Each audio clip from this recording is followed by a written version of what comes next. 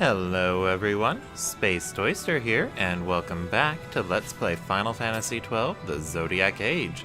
In the last episode, I wasted Bosch's potential by making him a white mage. Then we learned that Penelo got kidnapped, so we enlisted the help of Balthier and Fran to get her back. In this episode, we'll be finishing up the side quest I forgot to mention in that recap, and report our success for the hunt of the flowering cactoid. And then we'll be, I think we got one more side quest to do, and then we'll be on our way to Bujerba to rescue Penelo. Alright, I think I'm gonna run around as Bosch for a bit, just because I feel like it.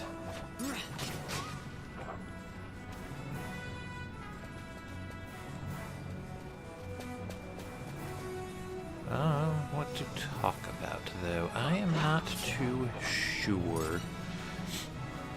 Like, I pretty much said everything, almost everything I need to about the game. Like, I think the only thing I haven't brought up are quickenings, but since no one has a quickening, it would be mostly irrelevant.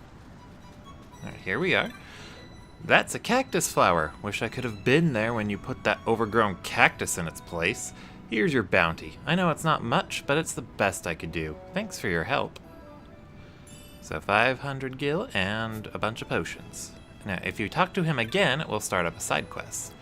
Think I can ask you to do one last thing for me? That cactus flower, would you take that to my wife for me? She's in the village north of here. She's been tending to a sick traveler found near the village, and I think she might be able to prepare some medicine from that flower. The village is on the south bank of the Nebra. Oh, and tell them to send someone to relieve me while you're there. Yeah, this starts off a small side quest that will allow us to get back into the Barheem passage later in the game, which is somewhat useful. So we're off to the north side of the Ester Sand, and no, it's not just one more thing, because she has a few things she wants us to take care of too.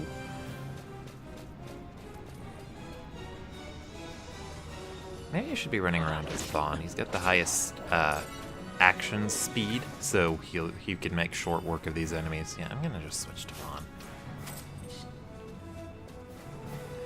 I think that's just a natural trait of the daggers. Like, their overall attack stat is lower, but the characters equipped with them are just going to be a little bit faster anyway, since the action bar will fill up a lot faster. I think that's just a natural trait of the weapon. I don't think that has anything to do with Vaughn himself. Or it could be Vaughn himself, but in that case, Balthier should be pretty fast too, and Vaughn's outspeeding him. I haven't actually looked at their stats though. All that stuff I've been saying about their stats, that's actually their end game stats. I don't know how it compares in the early and middle game parts. I haven't really checked, but their stats do fluctuate a little bit. So even though I said Fran has the best vitality, she might not always have the best vitality, if that makes sense.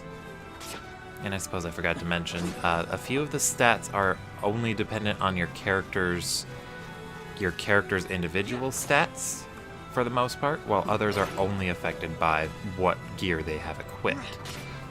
So for example, Vitality I think is one of the stats that isn't affected by any gear you equip. The other one's probably speed. There might be a few exceptions to that, like I think there are a few accessories that boost a few stats, but otherwise those stats are just dependent on what your character's level's at. For the most part, always exceptions I think.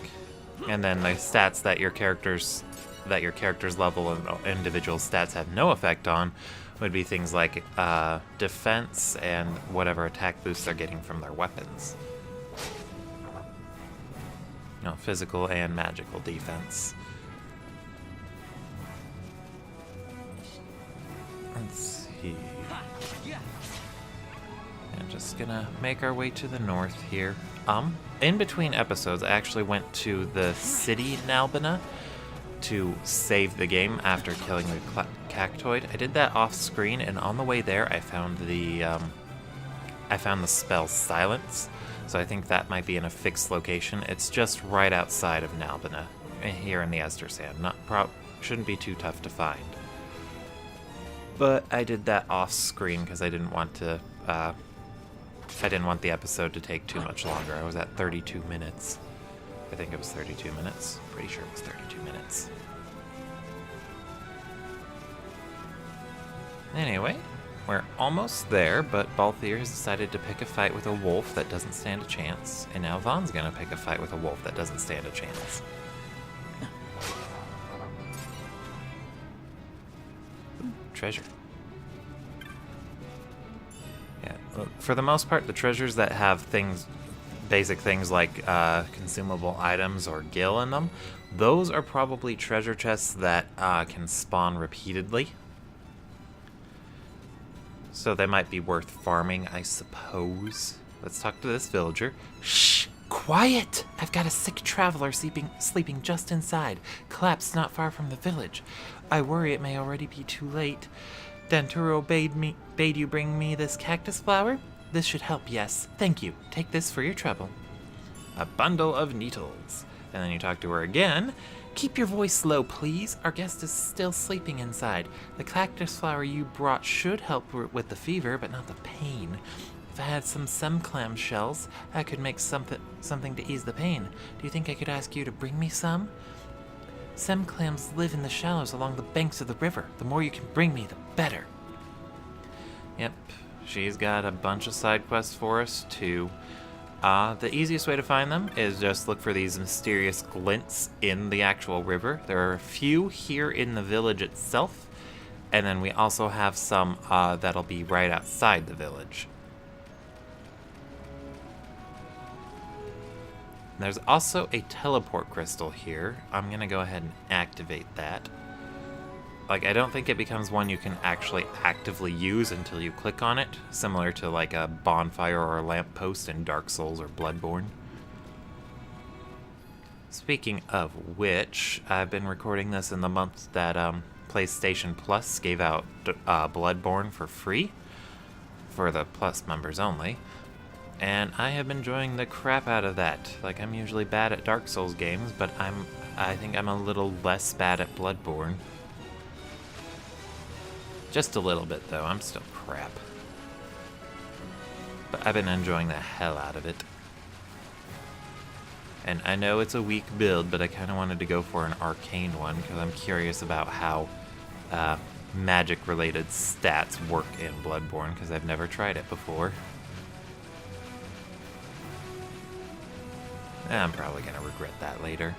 I mean, it is a hybrid strength and arcane build, so worst case scenario, I can just switch all the way to strength. But I just found it online. Anyways. Oh, and then I read some weird news. For some odd reason, Facebook decided to tell me about a story that happened 8 years ago. I don't know why that's relevant news in this day and age. It was about some girl who got the prom canceled at her school because she had the audacity to want to bring her girlfriend. You've brought the 7 clam shells. Yes, yes, this should do nicely. Unfortunately, our guest's wounds continue to bleed. Nebralim can staunch the wound, but we seem to be out. I think Danturo took some with him when he left for the outpost. Would you mind bringing some back to the village? Now she's not even... Yeah, now she's not even being subtle about wanting us to do all her legwork. Yeah, that story happened back in 2010, and I don't know why it was showing up today, because, yeah, 8 years ago, unless it was an anniversary of that event.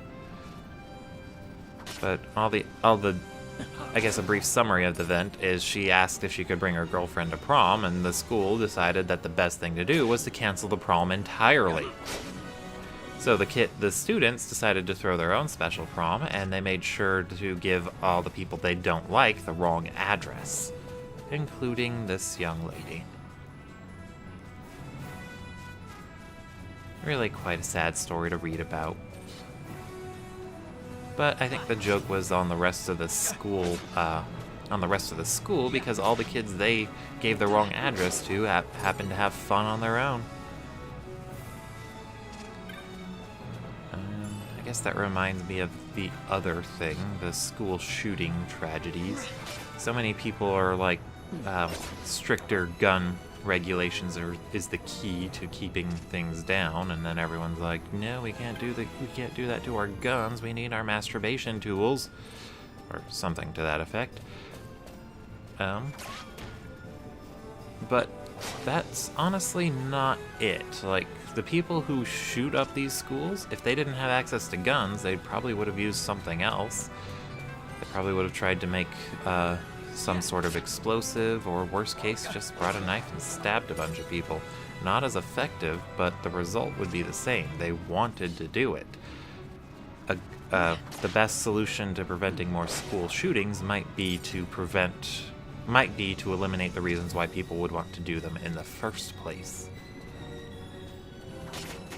Because a gun is little more than a tool. If people can't get the appropriate tool for the job, they'll use a substitute. It's like if I didn't have a hammer to bash in a nail, then I'd find something else that can work as a hammer. Maybe. I don't know. I'm just speaking about things I know nothing about, and I'm probably making people think I'm an idiot because I'm talking about them. I should probably just leave this school shooting related stuff to other people who are more qualified.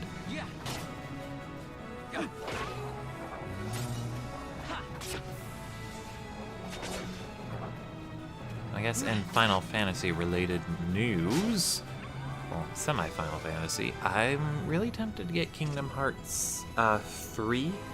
Well, I actually haven't played any of the Kingdom Hearts except for Chain of Memories that one time. I did not like Chain of Memories, so I haven't really looked into getting the series proper.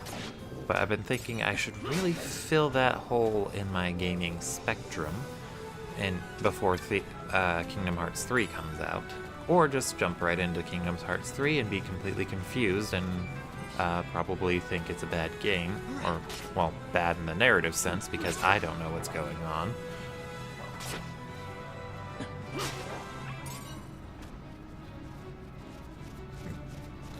But at the same time, Kingdom Hearts has always looked like it's been a little bit fun, and the weird mashup of genres of Square Enix and Disney just seems hilarious. On paper, anyway. In practice, I think it worked really well, because Kingdom Hearts has a lot of fans. Alright, we're back here at this camp. I talked to Danturo. Running errands for my wife, eh? Nebralim. There should be some over by those crates. Help yourself. These crates? No, these crates. No?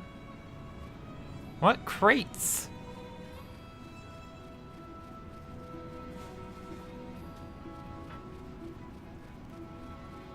Ugh. Oh, there it is. It was these crates. Okay, let's talk to him again. Oh, no, he didn't say anything. I thought he would say something, but I didn't really talk to any more of the NPCs, so I don't know what's going on in the village. But the thing that's actually going on is their boat. It was over on the other side of the river, and it hasn't come back for quite a while, and that's why they're so understaffed, as it were. I'm going to speed things up. And I only have it at 2 times, and it can go up to 4 times, so you can go twice as fast as this, but I just leave it at the 2 times because I don't want things to get too crazy. But if I ever do any AFK grinding, I'm definitely turning it up to 4. Yeah, Final Fantasy XII, thanks to the Gambit system, is pretty easy to do AFK stuff. You just have to know the right place and the right job setups to use. Well, you only need one job in particular.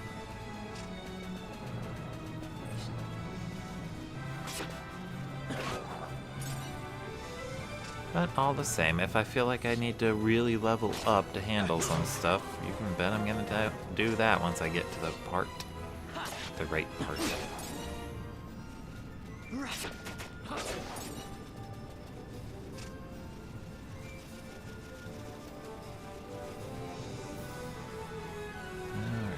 almost back to the little village. I guess I could have just turned off my gamuts or used the running away feature. If you hold down R2, it'll pop up fleeing on the screen like that, and your characters won't engage in combat or anything. But every enemy also gives license points as well as experience points. And while the experience points are low, the license points are always stay the same, so they can be easy to grind even in low-level areas. You have the Nebralim. Wonderful! A little of this spread over the wound should staunch the bleeding. Now to do something about the poison. Some Vale Blossom dew would quickly neutralize it. I hate to ask for your help yet again, but do you think you could gather some for me? You should find some blooming along the cliffs of the Broken Sands. And if I had been smart and actually purchased a map of the Ester Sand, I'd be able to show you that's in an area we can't get to yet. So I'm just going to use this teleport crystal here to head back to Ravenaster. And then I think there's one more hunt we can do. I'll take care of that, and then we'll be off to Bujerba. Yes, that's the word. Sorry, I'm very bad with words. We're going to go through the Moogling back to the Sand Sea.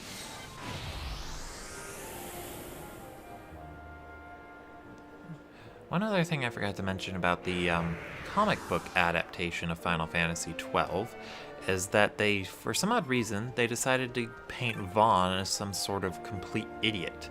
Like, in any game outside of this one, and I think the sequel, Revenant Wings, Vaughn is portrayed as being a hot-headed moron, and I don't know why.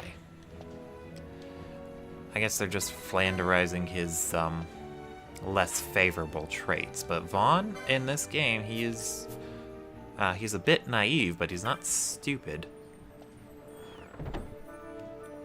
Another small misconception a few people had about Final Fantasy XII was this idea that the main character was supposed to be Bosch and not Vaughn, but that's not actually true. Vaughn was supposed to be about Bosch's age and probably have a similar backstory to him, a war veteran. So that's probably where the misconception comes from. But when Vaughn was changed to a younger kid, so that way more of the audience could identify with him, they probably put in Bosch, so that way all that character stuff they wrote up wouldn't be wasted. Even though it does get wasted because Bosch doesn't really do much. You've come about the bill? Wonderful! I had started to think I'd posted it in vain. I'll not mince words. A child has shut himself inside this house because he's frightened of a ghost he says he saw in the neighborhood. He said he'd come out if I got rid of the ghost, so I went looking for it, to humor him, you see. Imagine my surprise when I found it was real. There's no way I could deal with it on my own, so I needed to call in a hunter. Will you hunt the ghost for me? Accept. Thank you so much. I saw this ghost in the Garmscythe waterway just down through Storehouse 5. It's an apparition called a Wraith, and I think it came to avenge the cruel slaying of rats and other poor denizens of the waterway. I'm not pointing fingers. It really doesn't matter who did these things, but this apparition is here and it must be dealt with. I leave it to you. Yeah, she probably knows that Vaughn practiced by killing the rats down there.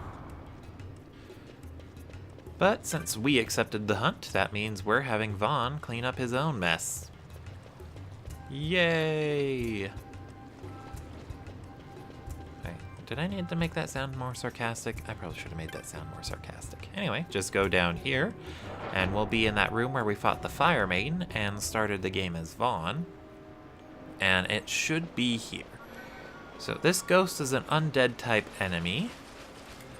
And one thing you should know about undead type enemies is that they are,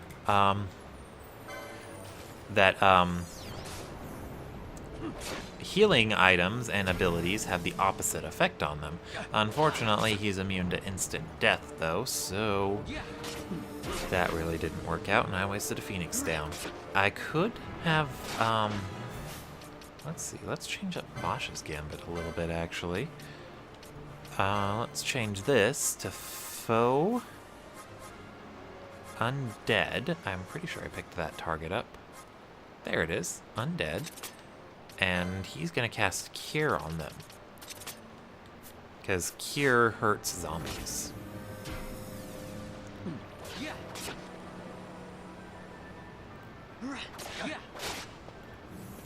Yeah, and as you noticed, he put Doom on the whole party. That's just gonna make people.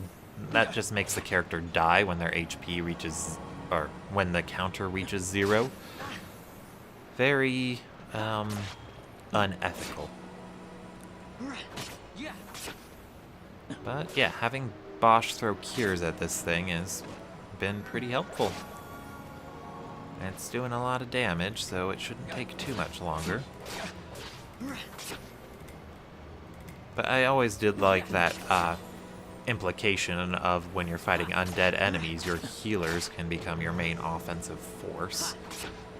Oh right, as for curing Doom, it's actually very tricky to cure Doom. You either need to touch a save crystal, which we'll do after this fight, or you have to use a remedy when a character has gotten the right upgrade for their remedies.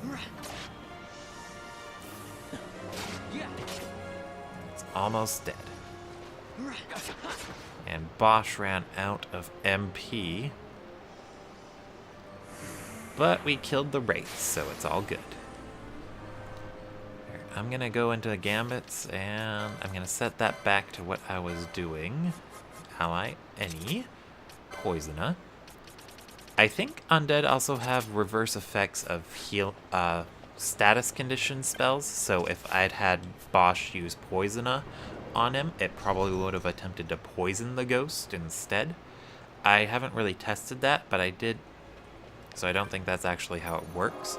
There's this one item you can get, an accessory that reverses the effects of all your items, and that can lead to some hilarious results, because you can then just have your character who has all the remedy upgrades throw a remedy at an enemy with that equipped, and it'll attempt to use all the status conditions.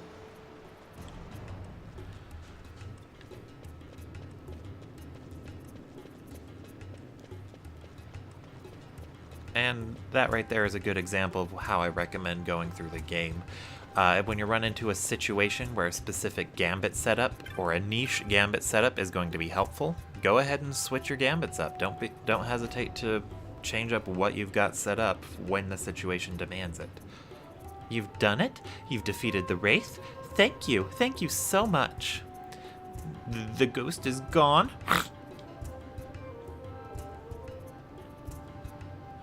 Gone for good. This young man hunted it for us. Oh ho, you've finally come out, my little Deeg. Papa, these people got rid of that ghost for me. Deeg is sorry for worrying you, Papa. It's not been easy being jovial with my son locked up in a vacant house, but now that all is well, it should not be so hard. He does look happy, I'll admit, thanks in large part to you. Oh, you didn't think. Heavens, it wasn't my child. If you'd gotten the wrong impression, I apologize. Please take this and thanks for your successful hunt. There's a little something there from our jovial friend as well. I just kind of like how they were, I guess the right phrase is hanging a lampshade on that NPC's name. Because you can find him down here in Lowtown, and his name will be Jovial Seek. I hope I pronounced that right. I am horrible at pronouncing things. I mean, it should be obvious by now, but I'm not good at English.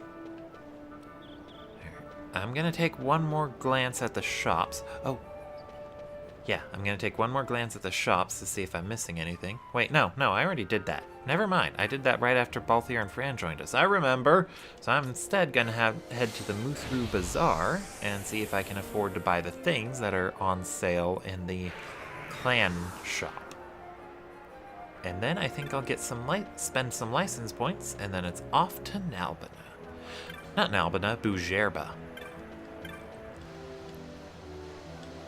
Yeah, so now he's selling gauntlets, reduces physical damage taken when HP critical. Well, that can be handy, I guess. And he still has oil and decoy. Well, let's go ahead and buy oil. And I should have a lot of this stuff, so I can sell that too.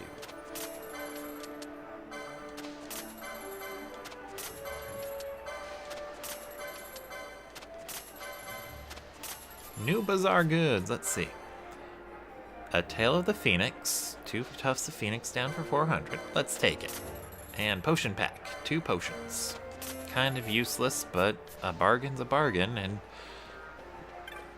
Excuse me. Potions are never a bad thing. No, except when you need more powerful potions. Anyway, we're gonna head to the west gate, which is where the Arrow Dome is at. And Balthier told us to meet him there when we're ready to take off.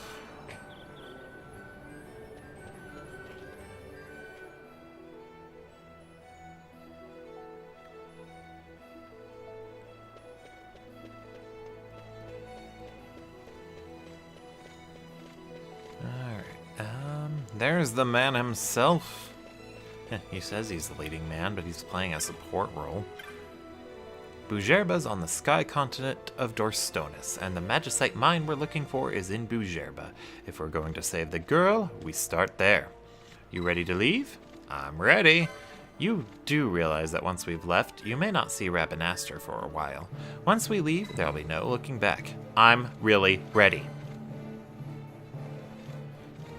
We make for the Lusu mines in Bujerba. Seems I took on more baggage in Rabanaster than I'd planned. Well, let's save your girl and be done with it. Come on.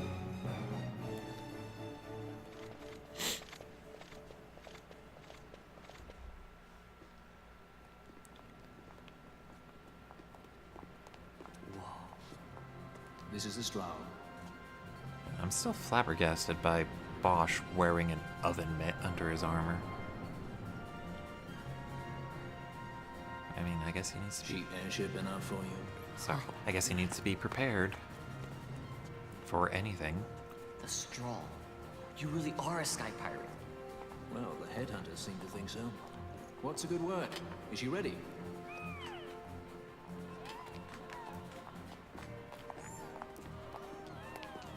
So is she armed?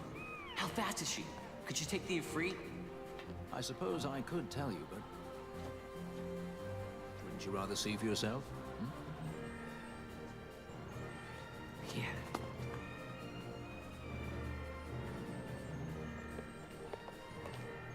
Fran, our course. The shortest way is over Dorstonis. How flies Bujerba? Oh, she's free as can be, for now. The Empire took notice when they announced the princess's unfortunate suicide and your untimely execution. If it becomes known that I'm alive, the Marquis will lose their favor. I try to steer clear of such things. Right, it's time to fly. And no wagging tongues or you'll like to bite them off. I'm coming, Panava.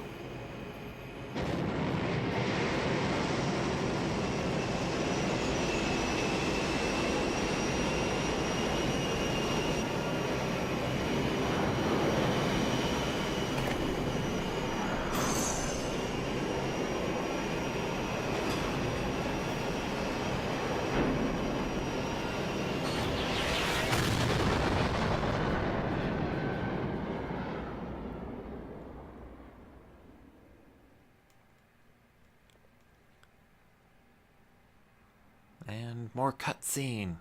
This one's not as pretty.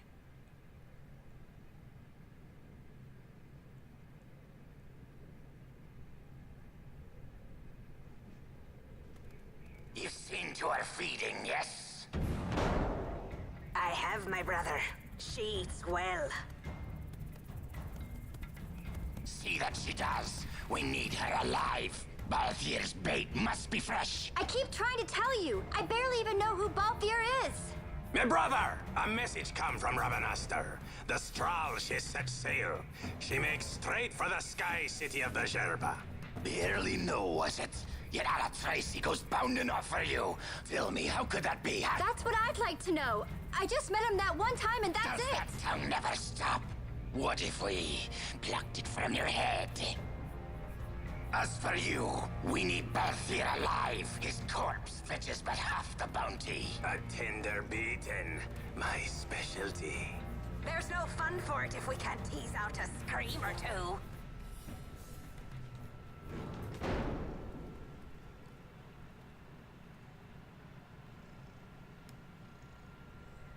Where are you?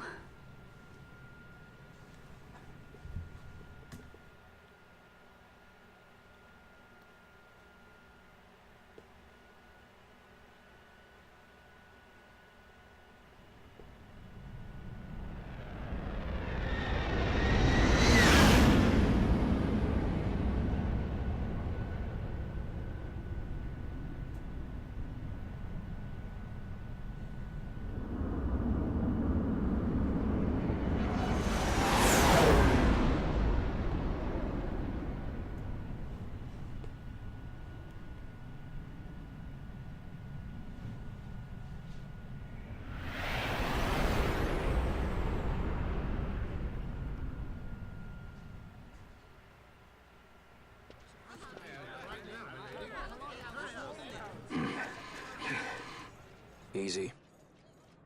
No good, he's not here. Keep searching. This way. You're a dead man. Don't forget it. And no names. Of course. Attention. Alright, so I'm gonna go ahead and end the video off here. Thank you all for watching. Please don't forget to like, comment, and subscribe if you'd like to keep up with what's going on. This has been Spaced Oyster, signing out.